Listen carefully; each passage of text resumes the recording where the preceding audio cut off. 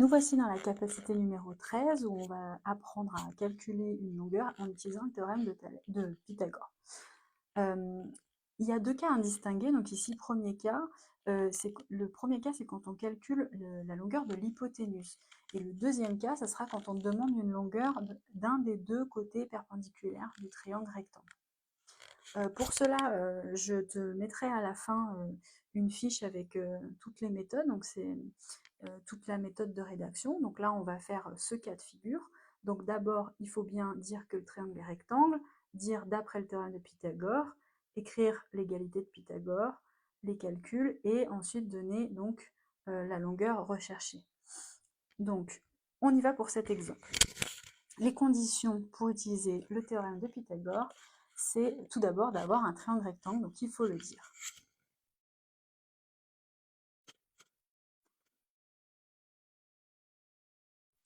Donc il faut que tu précises dans quel triangle tu es et il est rectangle en quel sommet. Donc ici, il est rectangle en A.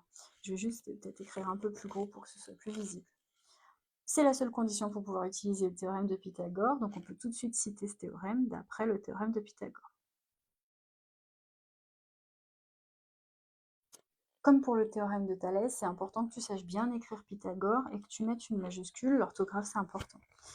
Alors, qu'est-ce qu'il nous dit ce théorème? Il nous dit qu'on a le droit d'écrire une égalité avec les longueurs. On a le droit de dire que l'hypoténuse au carré, donc ici c'est BC, au carré, donc l'hypoténuse c'est le côté qui est opposé à l'angle droit et c'est le côté le plus grand. Donc l'hypoténuse au carré est égale à la somme des deux autres côtés au carré, donc AB au carré plus AC au carré. Ensuite, on va pouvoir remplacer par les longueurs que l'on connaît. Donc BC, c'est celle que je cherche. AB, 6 au carré. Et AC, 8 au carré. Je fais les calculs. Donc 6 au carré, c'est 6 fois 6, ça fait 36.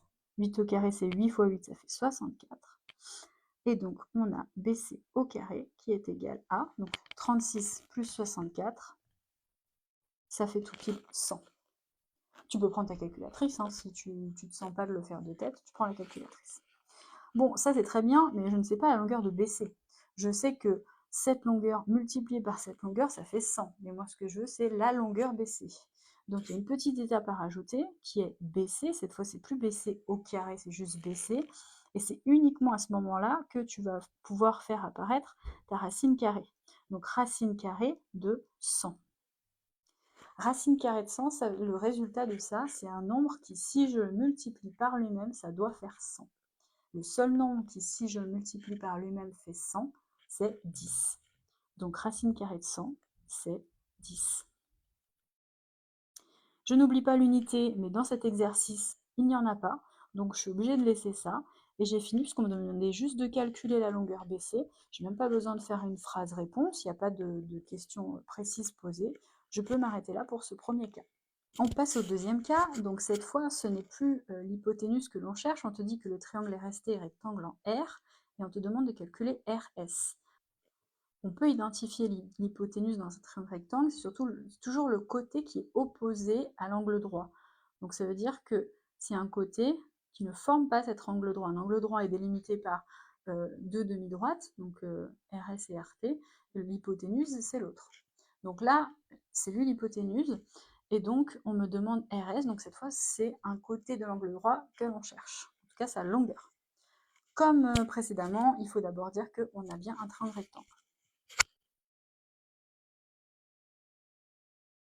Dans le triangle RST rectangle en R, et on va pouvoir dire d'après le théorème de Pythagore. Tout à l'heure j'ai fait en deux phrases, tu vois là j'ai juste mis une virgule, mais pourquoi pas. Et donc on a le droit d'écrire l'hypoténuse au carré, TS au carré, est égal à RT au carré, donc un des deux autres côtés, plus RS, j'ai mis S d'abord, donc ce sera SR, c'est pas très important. Et donc là, on a écrit notre égalité de Pythagore.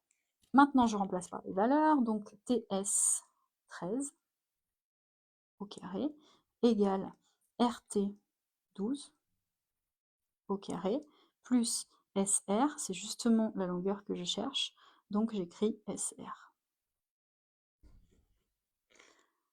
Et c'est maintenant que c'est un tout petit peu différent par rapport à tout à l'heure quand on cherchait la longueur de l'hypoténuse, c'est-à-dire que bon, on va remplacer, donc là, bon, tu peux prendre ta calculatrice si tu ne connais pas les carrés parfaits, donc là j'ai une calculatrice lissée, mais 13 au carré, tu ne le connais pas forcément par cœur, donc ça fait 169.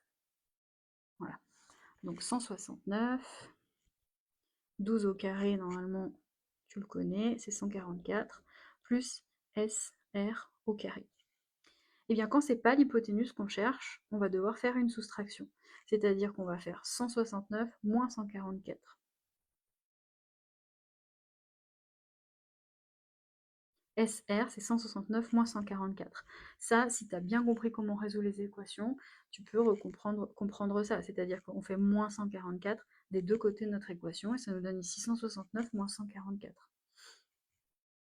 Je marque mon résultat, donc c'est toujours SR au carré, hein, c'est toujours au carré, et je fais 169 moins 144. Donc 169 moins 144, le résultat est 25.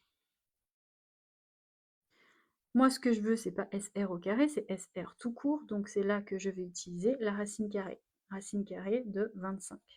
Nous cherchons donc un nombre qui, si je multiplie par lui-même, fait 25. Donc ici, on va dire SR égale 5. Il n'y a toujours pas d'unité dans cet exercice, donc je n'ai pas d'unité à mettre. On me demandait de calculer.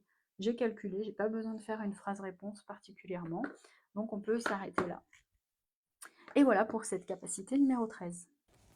Je te mets une carte mentale pour la rédaction.